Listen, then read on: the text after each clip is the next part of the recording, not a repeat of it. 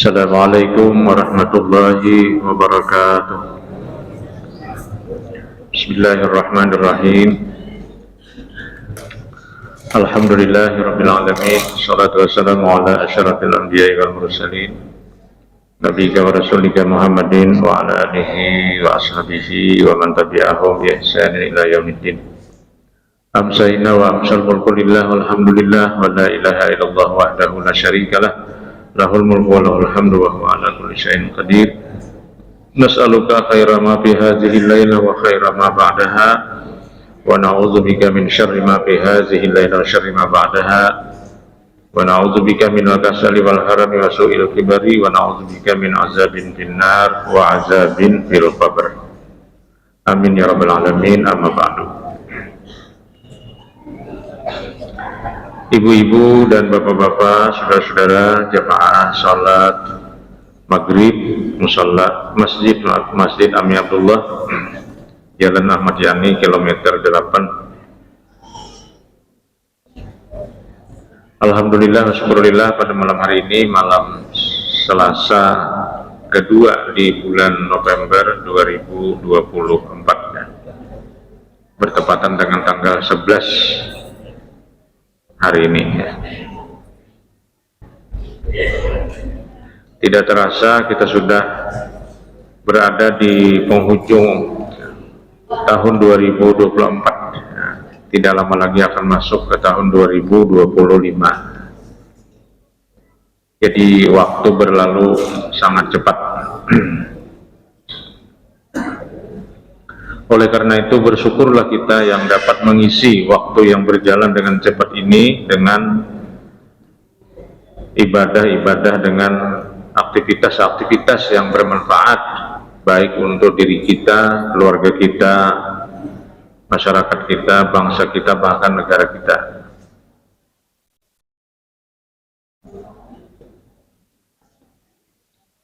Memang tidak mudah untuk hidup menjadi orang baik ya di era seperti sekarang ini, karena banyaknya pengaruh atau sugesti dari berbagai macam aktivitas kehidupan dunia nyata, dunia maya, sehingga patutlah kita bersyukur ketika kita memiliki niat ya, memiliki keinginan untuk ke masjid, memiliki keinginan untuk sholat berjamaah. Nah, itu yang harus kita pelihara, karena di luar sana banyak sekali orang yang mungkin tidak sempat ke masjid ya. Dahulu di kampung kalau sudah maghrib itu seperti desa mati, ada orang. Nah, memang orangnya ada banyak ya, memang ada orang ya, ada yang wani perjalanan pada saat maghrib itu ya. Yang di dalam rumah pun biasanya kalau ada yang berabah disuruh bangun ya, azan maghrib. Nah, walaupun nggak ada sembahyang, bangun, yang penting bangun dulu kan. Nah itu dahulu itu. Wah ini antara orang yang berlalu lalang di jalan raya dengan yang ada di masjid, mungkin masih banyak orang yang berlalu lalang di jalan raya. Padahal di pinggir-pinggir jalan juga banyak musala dan masjid, termasuk Masjid Ami Abdullah ini kan di pinggir jalan juga. Nah itulah kehidupan kita sekarang ini. Dulu pada zaman Nabi, orang mau percaya dengan agama itu kalau dia melihat hal-hal yang aneh terjadi ya. Jadi mereka meminta sebagai bukti kebenaran agama itu adalah hal-hal yang aneh terjadi, sesuatu yang aneh kalau terjadi, itu yang mereka minta. Lalu sebahagian dikabulkan oleh Allah, sebahagian berupa mukjizat. Nah sekarang mukjizat itu tidak lagi nampak dalam bentuk hal-hal aneh. Apa yang aneh sekarang ini? Enggak ada ya. segalanya berjalan biasa, kemudian rasional, masuk akal dalam hal agama. Nah, mungkin kenapa berbeda zaman Nabi dengan zaman kita untuk membuktikan kebenaran agama. Kalau zaman Nabi itu diwujudkan hal-hal yang aneh, kalau sekarang bukti kebenaran agama itu melalui pikiran manusia yang sehat untuk mencerna agama. Nah, saya kira karena memang berbeda masanya,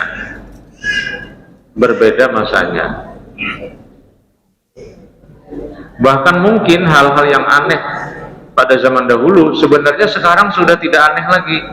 Kenapa? Karena manusia sudah mampu juga merekayasa. Misalnya zaman Nabi Ibrahim, sidin dilempar ke api tidak terbakar. Sekarang sudah ada bahan kimia yang menyebabkan orang tidak terbakar. Ada baju tahan api ya, sekarang ini. Kalau zaman Nabi Musa mampu membelah laut, menyeberang Laut Merah, sekarang juga orang bisa menyeberang Laut Merah ya, dengan cara, bahkan sekarang dengan cara terbang di atas angkasa.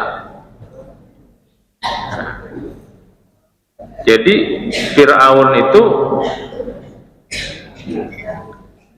berkuasa, tetapi teknologi tidak dia miliki.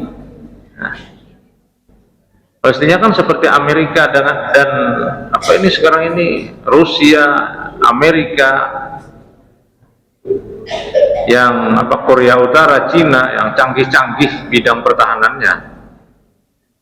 Nah, itu seandainya Fir'aun itu seperti Amerika atau seperti Rusia atau seperti Iran juga sekarang ini yang ditakuti, nah itu akan lain ceritanya. Jadi dulu itu dianggap mukjizat, tongkat dipukul ke laut, laut menjadi jalan.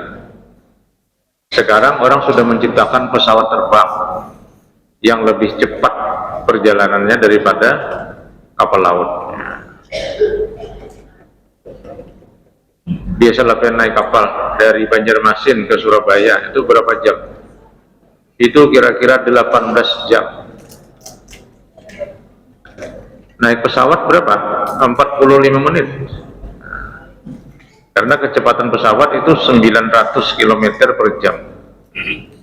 Kecepatan kapal ya kada tahu kita, mungkin ya paling-paling 90 atau 80 km per jam. Nah, jadi sekarang ini pembuktian kebenaran agama dengan hal-hal yang bersifat fisik itu sudah tidak relevan lagi. Nah, makanya sekarang tidak ada lagi mukjizat fisik, karena manusia sudah mampu berpikir non fisik, berpikir abstrak, berpikir konsep-konsep. Nah, sehingga kalau kita membaca sejarah orang-orang musyrikin Mekah dalam ayat 90 sampai 93 terkait dengan permintaan mereka yang aneh-aneh yang bersifat fisik, itu mungkin wajar pada zamannya. Nah, misalnya coba, wa qalu lan nu'mina laka hatta tafjura lana minal ardi yanbu'a.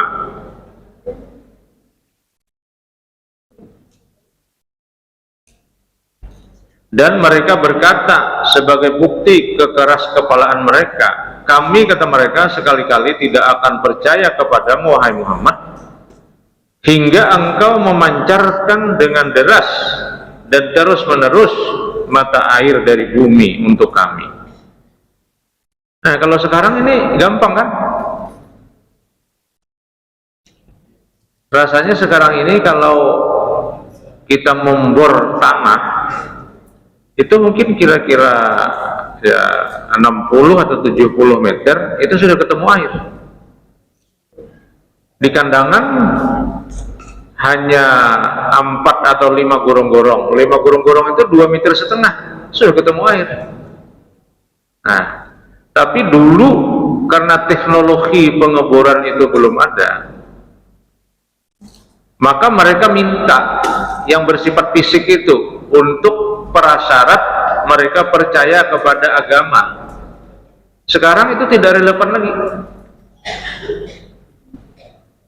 Au takuna laka jannatun min nakhilin wa inabin fatufajjiral anhara khilalaha tafjira.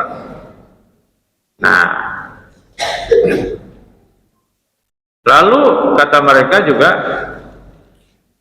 dan engkau secara khusus tidak bersama orang lain yang mempunyai sebuah kebun kurma dan pohon-pohon anggur, lalu engkau alirkan sungai-sungai di celahnya, yakni di celah kebun-kebun dengan deras alirannya. Maksudnya, untuk apa percaya kepada engkau, hai Muhammad, kalau engkau, kecuali engkau jannatun min nakhilin, memiliki kebun kurma, wa inabin, kebun anggur, fatubajjiral anhara khilalaha tafjira, lalu engkau alirkan sungai-sungai di celahnya dengan deras. Kalau sekarang kan gampang, aliran irigasi kan bisa dibikin sekarang. Di Mekah sekarang orang sudah mulai banyak beternak ikan patin, tapi orang kita Jepang diam di sana. Nama akalang ini kan, ya. Dibikin kolam di atas tanah kan, pakai terpal, pakai besi melingkar, lalu dibikin terpal. Jadi kalau jamaah umrah dari Banjarmasin lalu dijanjikan oleh travelnya masakan Banjar, nah itu keluar tuh patin-patin tuh kita. Patin mana tuh? Patin Arab. Ya sudah bisa. Misalnya teknologi berkebun juga, di YouTube kan kita bisa melihat bagaimana orang Arab menanam cempedak, menanam nangka juga, menanam melon dan sebagainya dengan teknologi pertanian dengan sumber air, aliran air yang dibikin hidroponik, kan? Hidroponik. Kemudian dengan asupan gizi tanaman yang dibikin dengan bahan-bahan kimia dari ahli-ahli pertanian, sudah bisa. Itu tidak aneh, tapi pada zamannya itu sesuatu yang sesuatu yang aneh. Autus kitas sama'a kama za'amta alaina kisafan au ta'tiya billahi wal malaikati qabila. Nah, sebagaimana engkau katakan juga, jadi tadi mengalir sungai-sungai di antara kebun-kebun dengan deras, atau engkau jatuhkan langit berkeping-keping di atas kami, atau engkau datangkan Allah dan malaikat-malaikat berhadap-hadapan dengan kami, atau engkau mempunyai sebuah rumah dari emas, atau engkau naik ke langit, dan kami sekali-kali tidak akan mempercayai kenaikanmu itu hingga engkau turunkan atas kami sebuah kitab yang kami baca. Katakanlah, Maha Suci Tuhanku, bukankah aku ini hanya seorang manusia yang menjadi rasul? Jadi memang ada permintaan mereka yang agak aneh-aneh. Mereka minta supaya langit di atas itu gugur berkeping-keping. Ya, ini kan belum terjadi. Langit jatuh berkeping-keping kan belum. Ini kiamat ini. Atau mereka minta rumah min zukhrufin, dari emas. Nah, kalau ini mungkin bisa. Artinya kalau emasnya banyak kan bisa dibikin rumah. Cuma pasti kita kau guring kalau rumah dari emas. Maling-maling membawa kapaknya kan, nah, dititilnya sedikit kan ya. Apa itu? Autarqa fis sama, atau engkau naik ke langit. Walanum minal liruqita hatta tunzila alaina kitaban, dan kemudian engkau setelah naik dari langit turun membawa kitab naqra'uh yang dapat kami baca. Itu permintaan mereka. Jadi mereka tuh minta yang aneh-aneh sebagai bukti kebenaran agama. Kalau tidak, mereka tidak percaya. Nah, kenapa mereka meminta itu? Nah, itu mungkin yang penting. Sebenarnya sesuatu yang sudah dipastikan sangat mustahil diminta itu sama saja dengan tidak percaya kan. Undak ada percaya aja, kecuali nyawa itu bisa mengubah air menjadi perak misalnya kan. Sesuatu yang tidak mungkin kok. Karena dunia ini diciptakan oleh Allah dengan hukum-hukum alam yang rasional, yang masuk akal, yang memiliki rumus-rumus. Bisa nggak air jadi perak? Mungkin bisa kalau dicampur, tapi kalau tidak dicampur ya air tetap jadi air, paling-paling beku jadi es, kemudian mencair lagi jadi air. Mungkin nggak air berubah menjadi emas? Ya mungkin kalau dicampur. Nah, cara pencampurnya itu sunnatullah namanya, hukum-hukum fisika yang diciptakan oleh Allah. Mungkin bisa. Sebagaimana dulu kan kita tidak membayangkan sumber energi listrik itu ternyata bisa dari matahari. Nah, sekarang sudah dibuktikan bisa, karena ada sunnatullahnya, ada logika fisikanya. Nah, tapi yang mereka minta ini sesuatu yang pada zamannya tidak mungkin. Jadi sebenarnya mereka itu hanya mengulur-ngulur waktu saja, hanya ingin melemahkan Islam yang dibawa oleh Nabi kita, lalu mereka meminta hal-hal yang aneh-aneh.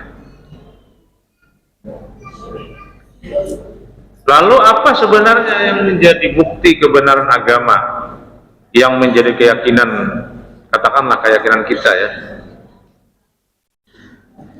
Ternyata soalnya bukan persoalan fisik, tetapi lebih daripada itu, agama mengajarkan hal-hal yang bersifat psikis, ya, bersifat kejiwaan, bersifat abstrak. Jadi keunggulan agama itu sebenarnya adalah hal-hal yang abstrak. Kalau yang nyata ini, misalnya agama bicara tentang kebun, ya kebun itu kan biasa. Kalau sudah ditanam berbuah, kebun namanya kan. Al-Quran misalnya bicara tentang binatang ternak, ya itu kan biasa, binatang ternak. Bicara tentang gunung, ya gunung. Bicara tentang hujan, hujan. Bicara tentang langit, langit. Jadi hal-hal yang dibicarakan oleh agama terkait dengan hal-hal yang fisik itu sebenarnya biasa. Hanya Tuhan mendorong agar manusia mempelajari dunia fisik ini.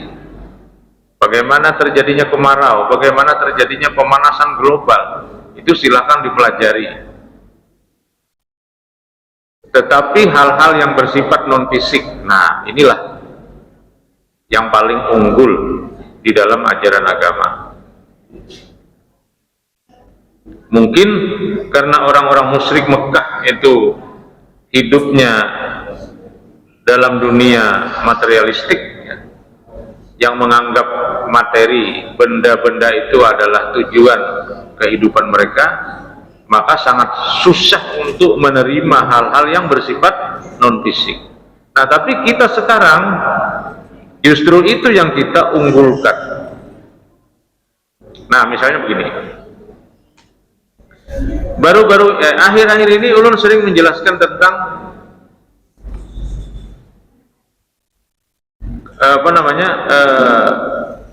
tujuan dasar dari agama itu adalah mengembangkan akal, pikiran, dan perasaan.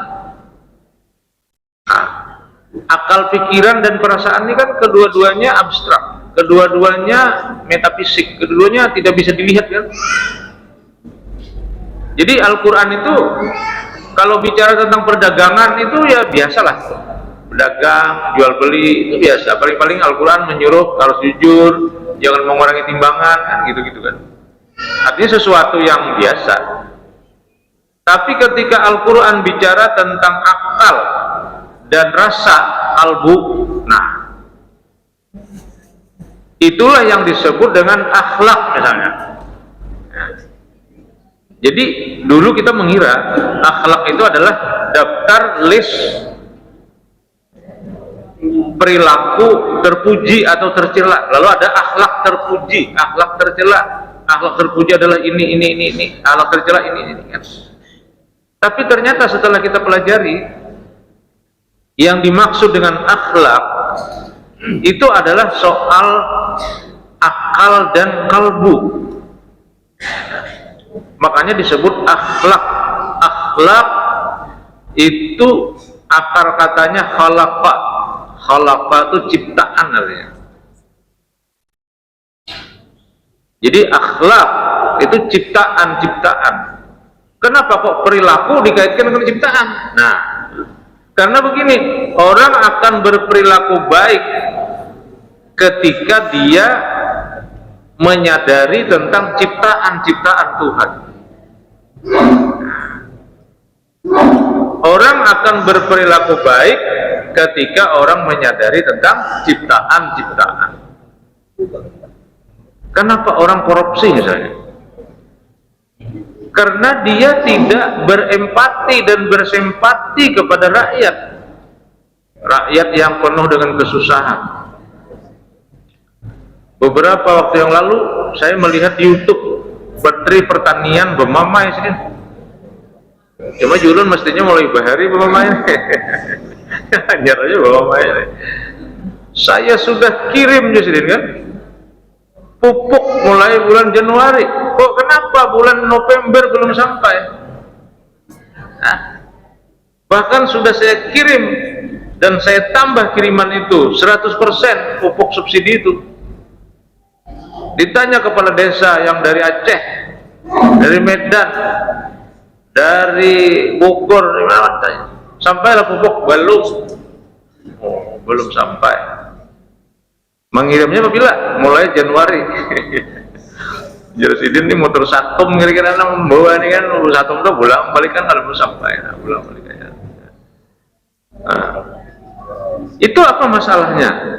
Itu kan masalahnya orang yang mengganggu perjalanan pupuk ini dengan berbagai kepentingan, orang tidak merasakan tentang petani-petani di desa yang sedang menanti pupuk subsidi itu.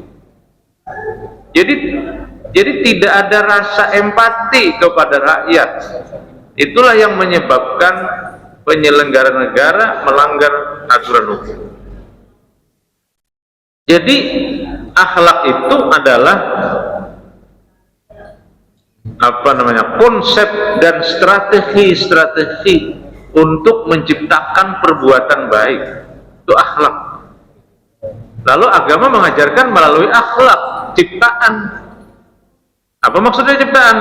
Menyadari dengan rasa tentang makhluk-makhluk Allah yang mungkin dia terkait dengan kebijakan-kebijakan yang ada pada kita. Kalau dia seorang pemimpin, atau kalau dia seorang pedagang, dia berakhlak karena dia menyadari ciptaan-ciptaan Tuhan yang sebahagian Allah ciptakan itu namanya pembeli, konsumen. Ketika produsen dan pedagang menyadari tentang konsumen, maka produsen dan distributor itu akan berakhlak kepada konsumen. Nah, tapi ketika dibalik tidak ada rasa empati kepada makhluk Tuhan yang bernama pembeli, maka pedagang kalau dia punya kesempatan, dia bisa jadi akan melakukan penipuan. Itulah yang zaman Nabi itu ada hadis, janganlah kau beli, janganlah ya, la tabi'uz zahaba bizahabi, jangan kau jual belikan emas dengan emas, walal fiddata bil fiddati, perak dengan perak, walas sya'ira bis sya'iri, gandum dengan gandum, walat tamara bit tamari, kurma dengan kurma, wal milha bil milhi, garam dengan garam, illa sawaan bisawain, yadan biyadin mutaqabidain, kecuali sama dan cash. Pertanyaannya, kalau sama untuk apa diperjualbelikan?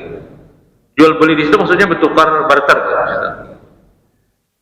Berarti pada zaman jahiliyah terjadi jual beli yang berada di bawah tekanan. Mungkin namanya proteksi artinya monopoli, seperti politik dagangnya Belanda, monopoli, kemudian apalagi monoksoni, etatisme, apa itu banyak itu praktik Belanda. Benar. Tidak boleh menjual kecuali kepada dia. Kalau menjual ke lain itu tidak dijamin keamanan. Kalau ada barang menuju pasar, dicegat di tengah jalan, harus dijual kepada cokong dan sebagainya. Nah, jadi kenapa muncul seperti itu? Karena tidak ada akhlak, tidak ada kesadaran, empati tentang makhluk Tuhan, yang dia sebenarnya juga adalah makhluk Tuhan. Nah, jadi itu yang diajarkan oleh agama, itu yang diunggulkan oleh agama, karena itu yang menjadi dasar dari manusia akan berbuat kebaikan di permukaan bumi ini. Kalau itu hilang, maka yang terjadi ya seperti sekarang ini. Di tingkat global terjadi perang ya, antara Israel dengan Palestina di jalur Gaza, kemudian Iran, Houthi di Yaman, Ukraina, Soviet, dan mungkin negara-negara yang memiliki kekuatan di bidang pertahanan juga saling menunjukkan kekuatannya melalui percobaan senjata balistik jarak jauh dan lain-lain. Dan ini juga yang sepertinya disadari betul oleh presiden kita sekarang ini. Beliau mungkin sangat concern bagaimana negara kita ini juga harus memperkuat pertahanan, karena terlalu mudah kalau ada satu negara ingin mencaplok satu pulau misalnya dengan pertahanan kita yang sangat minim. Nah, tapi kalau dalam perspektif agama Islam yang mengajarkan perdamaian, intinya adalah akhlak, ciptaan-ciptaan, kesadaran terhadap ciptaan-ciptaan. Dan itu nanti bukan hanya antar manusia, tetapi juga antar manusia dengan ciptaan Allah yang lain. Misalnya antara kita dengan sungai. Nah, karena di Banjar lalu contohnya sungai. Sungai itu adalah ciptaan Allah sebagai tempat mengalirnya air dari hulu ke hilir kan. Nah, mengalir airnya kan. Dengan air mengalir itu banyak yang disumbangkan oleh sungai. Dia bisa melarutkan kotoran, dia bisa menjadi sarang ikan. Dari ikan itu kemudian kita mendapatkan keuntungan protein ikan. Konon kabarnya kalau ikan itu walaupun lemaknya banyak tapi tidak berbahaya seperti lemaknya binatang ternak. Jadi kalau kita makan ikan walaupun ikannya lemak ya, seperti patin itu lemaknya masih tidak berbahaya seperti berbahayanya lemak yang ada pada protein hewani. Artinya apa? Kalau kita makan ikan itu relatif sehat Tapi itu sesuai dengan badan kita memang. Beda-beda kan, kita ada orang yang memang senang makan ikan, ada yang tidak. Kalau kita ini kan makan harus beriwak ya, meskipun iwaknya hintalo ya. Iwaknya hintalo itu. Apa iwaknya hintalo itu? Soalnya hintalo iwaknya. Apa iwaknya? Ayam. Oh, iwak ayam. Nah, jadi seperti itu Bapak Ibu sekalian. Jadi keunggulan agama sebenarnya pada hal-hal yang bersifat abstrak, pada hal-hal yang bersifat non fisik, seperti contohnya tadi. Nah, maka ketika kita membaca misalnya ayat 1 surah Al-Alaq, ini ayat 1 ini kan ayat yang paling penting sebenarnya, makanya pemulaan diturunkan Tuhan. Ayat itu berbunyi Iqra. Iqra itu adalah kecerdasan akal. Kita membaca, orang menyebutnya namanya literasi. Literasi itu dari kata liter. Liter itu huruf artinya. Literasi kemampuan memahami huruf ya, maksudnya kemampuan menguasai pengetahuan melalui bacaan. Nah, jadi membaca itu untuk akal pengetahuan. Tapi ketika Tuhan melanjutkan Iqra bismi rabbikal ladzi khalaq, nah, itu akhlak, rasa di situ. Bacalah dengan nama Tuhanmu yang Tuhanmu itu telah menciptakan. Berarti kita itu cerdas otaknya, tetapi juga dalam perasaannya. Nah, ketika otaknya cerdas dengan kemampuan matematika yang tinggi, kalau tidak dibarengi dengan kedalaman rasa, terutama rasa kesadaran rasa terhadap ciptaan-ciptaan Allah, itu berpeluang untuk dia nanti berbuat kezaliman. Bahkan kecerdasan akal itu juga kan menjadi modal sekarang ini bagi perbuatan-perbuatan jahat. Maling misalnya, maling itu menurut kisah aja malah, itu teknologinya lebih maju daripada polisi. Nah, jadi misalnya kunci, polisi kalau kamu buka, maling kamu buka. Nah, artinya harus maling pada polisi. Nah, teknologi maling lebih laju daripada teknologi pengamanan, security. Kenapa? Karena maling memiliki akal cerdas, badan sehat, akal cerdas. Jadi syarat jadi maling itu dua, awak harus sehat, yang kedua akal harus kuat. Memikirkan ini kayak apa? Memikirkan membuka lawang kurang kan? Nah, itu harus dipikirkannya maling tuh. Kendaraan tuh sudah kita kunci, awas aja buka atau dibukanya. Pakai kunci T, apa ngarannya macam-macam. Nah, jadi kecerdasan akal itu belum menjamin kebaikan akhlak. Kenapa? Karena akhlak itu terkait dengan rasa. Tapi kalau orang merasa, kalau kita ambil sandalnya ini, kasihan sidin, bulik kada bersandal, nah kan? Kasihan sidin, bulik kada bersandal. Itu rasa namanya. Walaupun secara logika akal gampang mengambil sandalnya, mbah turun bulik berdahulu di masjid, sakantak milih mana tuh pilih aja tuh. Nah, artinya secara logika seperti itu mudah sekali. Tapi rasa yang akan mengendalikan orang itu berbuat kebaikan. Maka Tuhan menyebutnya Iqra bismi rabbikal ladzi khalaq. Dilanjutkan lagi oleh Allah, khalaqal insana min 'alaq. Dilanjutkan lagi Iqra wa rabbukal akram. Dilanjutkan lagi allazi 'allama bil qalam 'allamal insana ma lam ya'lam. Itu kurang lebih dua saja isinya. Pertama kecerdasan akal, yang kedua kedalaman rasa. Yang dimaksud dengan rasa di sini adalah rasa berempati kepada ciptaan-ciptaan Allah. Itulah namanya akhlak. Kita berakhlak kepada binatang, ya.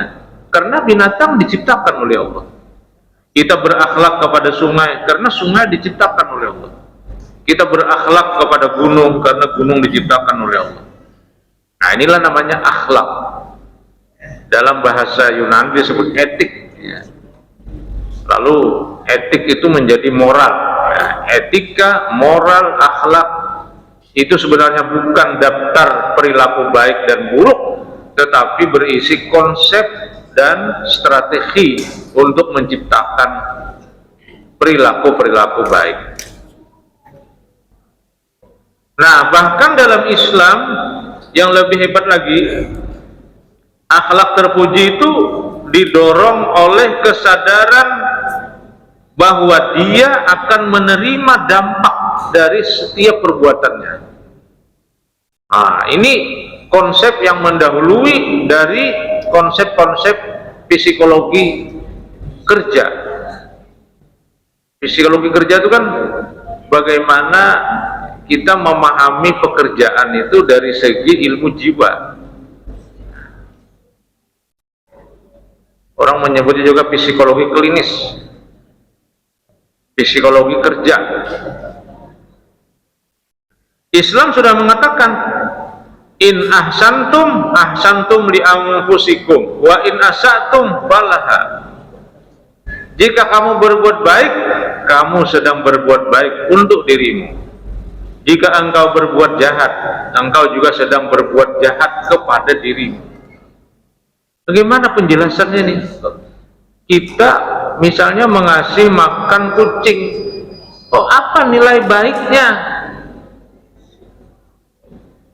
Ternyata coba kalau kita kasih kucing makan, itu kucing pasti mau ulah-ulah ke situ aja kena. Ya tapi anak berjauh ada. Nah, ini ingat kucing ini si Anu beri aku makannya. Nah, karena pada jam yang sama datangnya. Tahu nggak kita kucing itu salah satu tugasnya ya di samping menangkap tikus, dia mengusir ular. Jadi kalau kita pelihara kucing, insya Allah ular ada. Tapi kalau kucing diburu terus, begini datang ular. Jadi tingkat kecepatan gerak antara ular dengan kucing itu masih unggul kucing. Maka kucing bisa mengejar ular dan ular tidak berani, dia lari. Jadi kalau kita punya rumah halaman luas atau di belakang tuh ada kebun-kebun, itu jangan kita meninggalkan kucing, pelihara kucing. Walaupun kucing alam, kucing kampung udah apa? Justru kucing kampung langaran. Nah, kalau kucing nambah kurung tuh ada pergaringnya, panggaring. Tapi kalau nambah lapas tuh ya, ada pergaringan itu. Nah, itu saya sudah praktekkan. Kebetulan di belakang rumah saya itu banyak ular dulu, banyak ular. Oh ini saya bilang gampang ini, kita pelihara kucing. Dasar bujur, saya lihat ular sambur nang kayak pagalangan itu buka, dikejar kucing. Oh jauh hebat nyawa nih cengnya. Oh wah kucing, ular sambur. Wah itu bahaya kan ular sambur itu, yang hitam itu. Lari dia, dikejar kucing. Suatu malam juga saya melihat ular menyeberang di jalan, karena komplek kami itu kan dulu sawah, jadi banyak juga ular sawahnya. Itu saya lihat ular menyeberang di jalan, itu diikuti oleh kucing, digawil-gawilnya buntut ularnya, belajo ularnya, ada wani mahadang rumahnya ularnya, nah belajonya, nah jangan tahu rasa nyawa. Nah, jadi kita berbuat baik kepada kucing, kucing menyumbangkan kebaikan, dan yang kelihatan tuh kebaikannya dalam bentuk salah satunya ular tadi. Itu kalau kita, nah walaupun kucing ini kan kadang dimakan, nah tapi kalau kita pelihara ayam misalnya kan, apa ayam nih? Nah ayam ini banyak lagi, salah satunya kalau dijual kan. Kalau kucing nih, apalagi kucing marah kalau dijual kan ada payu. Nah jadi Bapak Ibu sekalian, Al-Quran atau Islam itu mengajarkan hal-hal yang abstrak. Kalau yang konkret-konkret itu bisa dikejar teorinya melalui fisika, biologi, kimia ya. Karena kan alam ini tiga aja, fisika, biologi, kimia. Benda-benda alam nih, bila kata fisika, biologi atau kimia. Nah, ini bisa dipelajari. Tapi ketika Al-Quran bicara tentang akhlak, nah, kita baru angkat tangan itu. Memang luar biasa agama mengajarkan bagaimana agar hidup ini menjadi lebih baik. Itu ternyata melalui kesadaran tentang ciptaan-ciptaan. Orang menyebutnya empati, ya. Di dalam Al-Quran dijelaskan dalam ayat 9 surah Al-Hasyr, itu ada kalimat wa yu'siruna ala anfusihim walau kana bihim khasasah. Itu cerita orang-orang Ansar yang peduli terhadap orang-orang Muhajirin, sehingga mereka menyediakan konsumsi, menyediakan akomodasi penginapan, menyediakan transportasi lokal untuk kemudahan orang-orang Muhajirin. Walau kana bihim khasasah, sekalipun orang-orang Ansar itu bukanlah orang-orang yang kaya raya, tetapi mereka memiliki empati, sehingga mereka menampakkan akhlak kepada sesama, tidak mau melakukan kesempatan dalam kesempitan, ya, mengambil keuntungan dari tamu-tamunya dari orang Muhajirin yang menyasar sampai ke Madinah karena mereka tidak bisa bertahan hidup di Mekah. Tidak, jadi mereka justru melakukan pelayanan yang sebaik-baiknya. Nah, saya kira itu yang dapat kita ambil pelajaran dari ayat 90 sampai 93 surah Al-Isra terkait dengan permintaan orang-orang musyrikin Mekah yang aneh-aneh. Tapi yang aneh-aneh itu sifatnya fisik.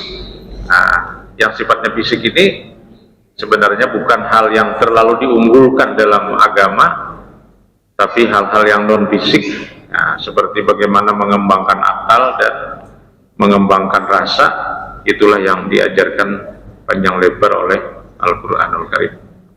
Demikian yang dapat ulun jelaskan. Hadanallahu wa iyyakum ajma'in. Subhanaka rabbana wa bihamdika asyhadu an la ilaha illa anta astaghfiruka wa atubu ilaik. Assalamualaikum warahmatullahi wabarakatuh.